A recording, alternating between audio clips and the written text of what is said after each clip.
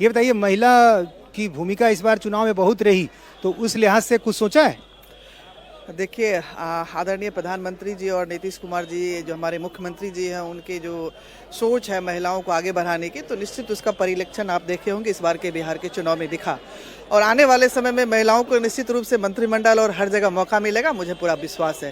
क्योंकि हमारी भारतीय जनता पार्टी और एनडीए गठबंधन की जो सरकार है वो महिला के पर्सपेक्टिव में ही सारा काम की है, और महिला ने इनके खुल के आशीर्वाद भी दिया गया है, और आने वाले समय में भी महिलाओं को ध्यान में रख के ही सारे निर्णय लिया जाएगा, इससे मुझे पूर्ण विश्वास है। तो हर किसी को उम्मीद, महिलाओं को भी उम्मीद, क्योंकि जिस तरह का प्रदर्शन रहा है महिलाओं का, खासतौर से जिस तरह का टर्नआउट दिखा मतदान केंद्रों पर, महिलाओं का वोट प्रतिशत आप देख लें, महिलाओं से जुड़े मुद्दों को आप देख लें, 10,000 रुपये की बहुत ज़्यादा चर्चा हुई, इसके अलावा वृद्धावस्था पेंशन की बहुत चर्चा हुई। तो ये तमाम ऐसे योजनाएं थी जिसकी वजह से माना जा रहा है कि एनडीए को इतनी बड़ी जीत मिली है। तो ऐसे में इस बात की चर्चा कि महिला चेहरे को इस बार ज़्यादा प्रतिनिधित्व मिलेगा, और ये भी चर्चा कि एक बड़ा नाम महिलाओं के बीच से हो सकता है। लेकिन अभी आधिकारिक तौर पर कोई नाम सामने नहीं आया है, बस थोड़ी देर में पता चल जाएगा कि आखिर बीजेपी से 2 डिप्टी सीएम कौन होंगे, क्योंकि थोड़ी देर में अब बीजेपी बात पर टिकी हुई है ना कि फोन किस किस को आया, बेल किस किस की बजी, क्या कोई लेटर किसी के पास आया, क्या कोई इतला किसी को मिली, तो नजरें तो सबकी इसी बात पर टिकी हुई हैं।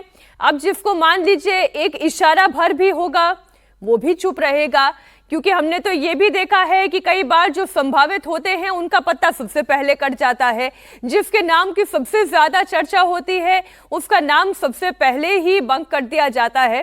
तो इसलिए फिर भी हम आज ये समझने की कोशिश कर रहे हैं कि जो नीतीश कुमार की प्रायोरिटीज हैं, उन प्रायोरिटीज के आधार पर बीजेपी के जीते हुए विधायकों में से वो कौन कौन से नाम हो सकते हैं। तो राजेश, हम इसी पर एक बार थोड़ा सा बात कर लेते हैं कि जितने जीते हुए विधायक हैं उसमें से नीतीश कुमार की पसंद कौन कौन से हो सकते हैं, जो बीजेपी के नेता उन्हें पसंद है, जो उनकी प्रायोरिटी लिस्ट में है।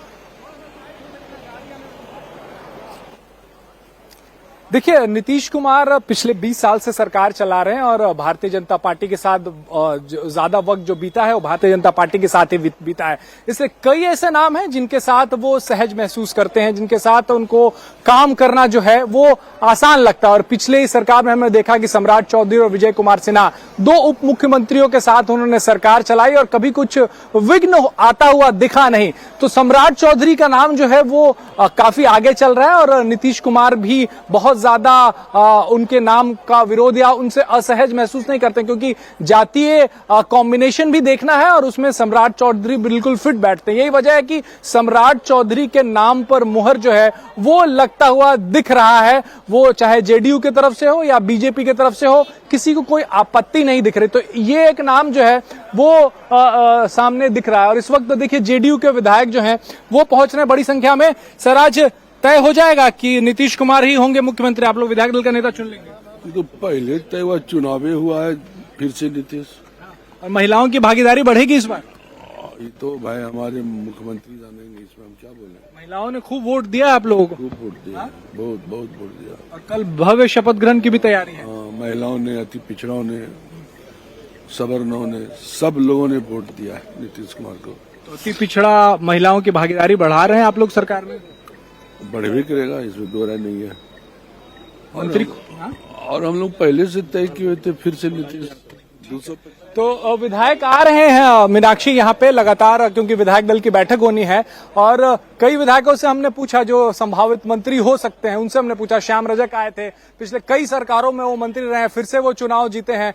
तो सबका यही कहना है कि ये मुख्यमंत्री का अधिकार है, मुख्यमंत्री का प्रेरोगेटिव है, वही ये तय कर सकते हैं। जहां तक सहजता की बात है तो सम्राट चौधरी काफी दोनों खेमों में, चाहे बीजेपी हो या जेडीयू हो, दोनों में उनके नाम की एक तरीके से मुहर लगती हुई दिख रही है। लेकिन पता आपको शपथ ग्रहण के थोड़ी देर पहले ही पता चल पाएगा कि आखिर में मंत्री कौन बन रहा है। जो शपथ ग्रहण समारोह में जब प्रधानमंत्री मौजूद रहेंगे उस मंच पर कौन शपथ ले रहा है, ये आपको शपथ ग्रहण के थोड़ी देर पहले ही पता चल पाएगा। मीनाक्षी, हाँ बिल्कुल, आप बने रहे हमारे साथ। बीजेपी कोटे के संभावित मंत्रियों की जो लिस्ट हमारे पास आई है उसके मुताबिक सम्राट चौधरी, विजय सिन्हा, मंगल पांडे, रजनीश कुमार, नीतीश मिश्रा, नितिन नवीन, रेणु देवी, नीरज सिंह बबलू, संजय सरावगी और हरी सहनी के नाम शामिल हैं। रेणु देवी पिछली बार के पहले टर्म में भी बिहार की डिप्टी सीएम रही थीं। माना जा रहा है कि इस बार फिर से उन्हें मंत्रिमंडल में जगह मिल सकती है।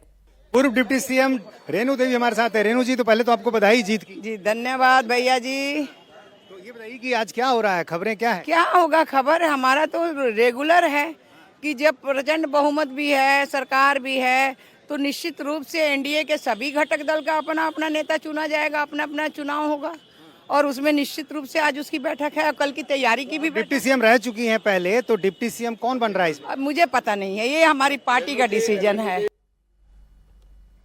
हमारे साथ है जीवेश मिश्रा। जीवेश जी, क्या खबरें आ रही हैं, कौन डिप्टी सीएम, कौन मंत्री बन? कुछ मुझे मालूम नहीं। भारतीय जनता पार्टी में शीर्ष नेतृत्व का काम है। भारतीय जनता पार्टी में हम लोग जैसे कार्यकर्ताओं का काम है काम करते जाना, चरे वेती काम करते रहो, काम करते रहो। तो हम लोग काम कर रहे हैं, ये शीर्ष नेतृत्व का काम है। जो उचित होगा, जो अच्छा होगा, शीर्ष नेतृत्व पिछली करेगा। बार आप मंत्री थे, तो ये मानकर चलें कि आप इस बार फिर? मैंने कहा ना कि मुझे कुछ मालूम नहीं है। भारतीय जनता पार्टी में मुझे जो भी दायित्व मिलेगा वो सब का निर्वहन करने के लिए मैं तैयार हूं। मैं एमएलए जनता ने मुहर लगाकर यहाँ भेजा है, पार्टी ने टिकट दिया था, जनता ने मुहर लगाकर यहाँ भेजा है। बाकी काम पार्टी के जिम्मे होता है, शीर्ष नेतृत्व के जिम्मे। प्रधानमंत्री आ रहे हैं, बड़ा भव्य कार्यक्रम रखा जा रहा है। निश्चित रूप से प्रधानमंत्री बिहार वासियों का गौरव बढ़ाने के लिए यहाँ आ रहे हैं। तो जीवेश मिश्रा और तमाम वो बीजेपी के नेता यहाँ पहुँचने शुरू हो गए हैं। आप देखिए, विनोद तावड़े भी बीजेपी दफ्तर पहुँच गए हैं और इसी बीजेपी दफ्तर में विधायक दल की बैठक होनी है। जी, नीतीश हमारे साथ लगातार जुड़े हुए हैं। संभावित मंत्रियों के जो बीजेपी के कोटे से हो सकते हैं, उनके नाम हम आपके सामने रख रहे हैं, लेकिन इसके अलावा या क्या कोई सरप्राइज भी हो सकता है? पटना से लाइव तस्वीरें आप देख रहे हैं। नीतीश हमारे साथ जुड़े हुए हैं। नीतीश, बहुत सारे विधायकों से आपने बात कर ली। 89 नंबर कोई छोटा नहीं होता और इनमें से मैक्सिमम नेताओं से आपने खुद 1-to-1 बात की है, पर अभी बता कोई नहीं रहा है कि किसके नाम पर मुहर लग सकती है। जी हाँ, देखिए, जाहिर है बीजेपी सरप्राइज करने के लिए जानी जाती है और पिछले कई चुनाव में हमने ये देखा भी है। कई राज्यों में इस तरह के उदाहरण देखने को मिले हैं, तो सरप्राइज भी देखने को मिल सकता है। ये कहना मुश्किल है कि वो सरप्राइज कौन होगा, लेकिन ये चर्चा जरूर है कि सम्राट चौधरी डिप्टी सीएम उनका बनना तय है, लेकिन दूसरे नाम पर कौन होगा इसको लेकर कहा जा रहा है कि एक सरप्राइज भी आ सकता है। जो पहले विजय सिन्हा थे वो रह भी सकते हैं, लेकिन उनको बदला भी जा सकता है। जातीय समीकरण, क्षेत्रीय समीकरण, तमाम वो चीज़ें देखी जा रही हैं।